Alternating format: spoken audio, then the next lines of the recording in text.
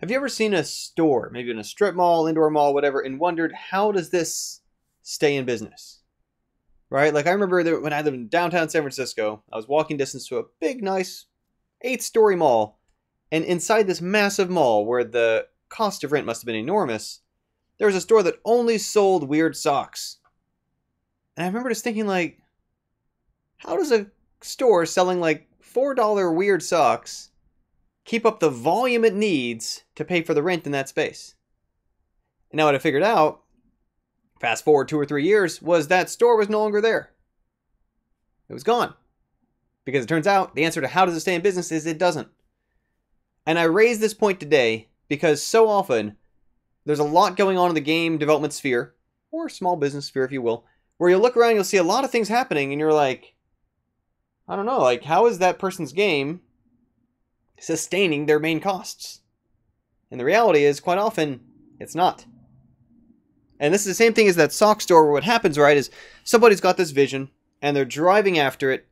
And initially, a lot of businesses lose money before they gain money. There's a lot of upfront costs. There's a lot of overhead. There's a lot of things where obviously the hope is that long term, you see a yield. Now, depending on the type of business, sometimes it's years of sort of building up audience and traffic. Sometimes it's involves some time period of experimentation. But it's almost always some cost up front. And then the hope is to pass not just breaking even, but of course earning enough to displace the opportunity cost for other things that could be done with that time, energy, investment, or otherwise. And what quite often happens is that we'll see someone who's in a several-year period of their life when they're building a game. And we think, how are they doing that? Now, one of two things is really happening.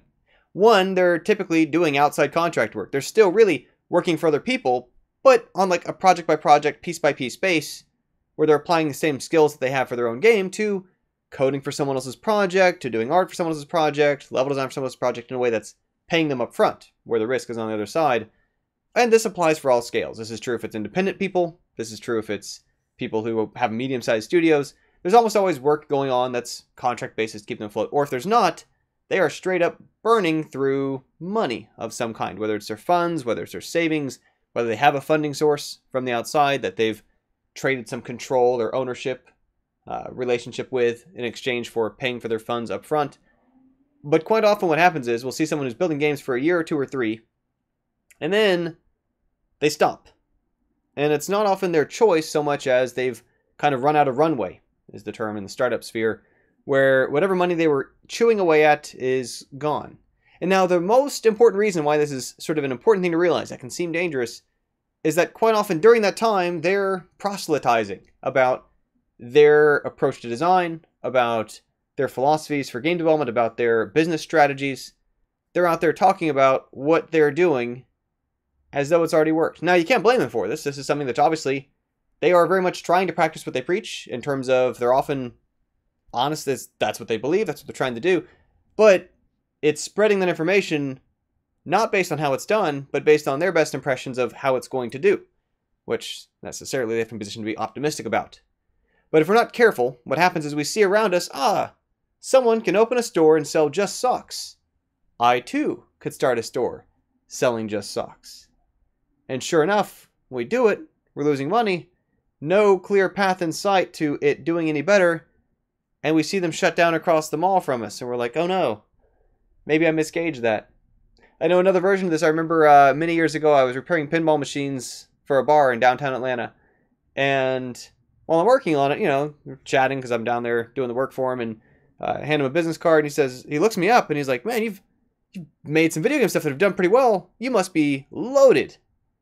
And I was like, that's super not how that works. Like, on my first very successful projects, the publisher saw most of the yield.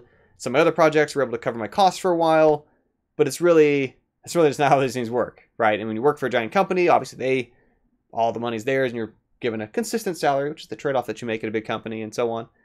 And I said, well, you guys own and run a bar. You must be doing really great. And he said, oh no, they're deep in debt.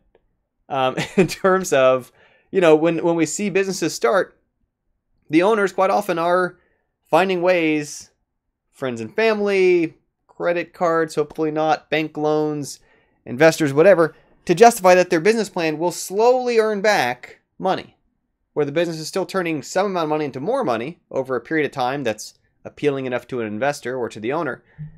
But that very often when we see someone who's all these stores in front of us, and we assume that they must be doing great because they're there, that may not be the case.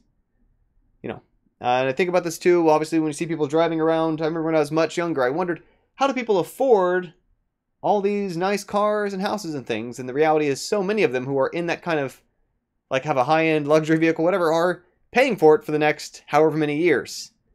That they didn't actually afford it up front.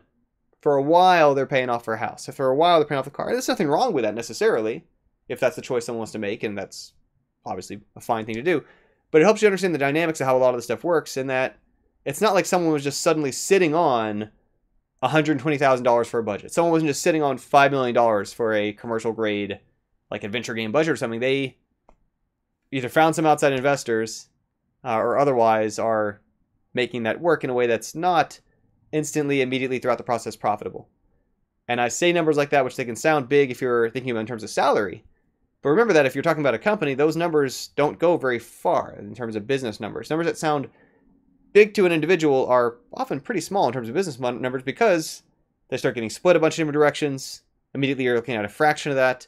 There's got to be overhead for all kinds of legal assistance. There's all kinds of taxes, other stuff that gets chewed away from that. It is, just to go back to the key point at the beginning, which was to not assume that when you see someone out there is making a game of a certain kind, running a business of a certain kind, and some kind of operation, that you should mimic what they're doing as if they're already successful with it. And maybe the catch-22, the challenge to this is that even if they've been successful with it in the past, that those rules and things change so often that if they're not keeping a close eye on what else is happening with their peers, on what else has happened since, on what's happening on more than just their single set of data, then their advice can be very tainted by stuff that maybe was perfectly timed in the past in a way that no longer works, in a way that wouldn't stick the same. So that's it for the day. It's really just this thought to be wary that when you see someone else doing a thing, to not assume that because it's happening profitably. It's happening successfully. Sometimes it is, sometimes it isn't.